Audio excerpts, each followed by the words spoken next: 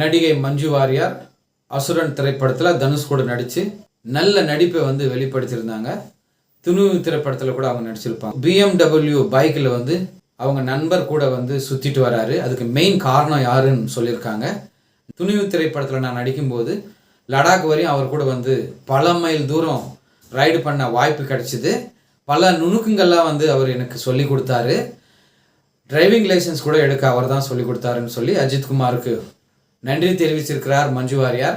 Super star ரஜினிகாந்தும் கமலஹாசனும் பல படங்களில் ஆரம்ப காலத்தில் ஒன்றா சேர்ந்து நடித்தாங்க. ரஜினிகாந்த் அவர்களுக்கு கம்மியான ரோல்லையும் கமலுக்கு ஒரு நல்ல முக்கியத்துவம் ரோல்லையும் வந்து கொடுத்துருந்தாங்க. அதனால் 2 பேரும் வந்து பேசி நம்ம தனித்தனியாக நடிப்போம் அப்படின்னு வந்து வெளியே வந்துட்டாங்க. அதுக்கப்புறம் சேர்ந்து நடிக்கவே இல்லை. கூலி திரைப்படத்தில் வந்து இப்போ சுருதிநாசனை வந்து லோகேஷ் கனகராஜ் நடிக்க வச்சிருக்கிறார் அப்படின்ற செய்தி வந்திருக்கு.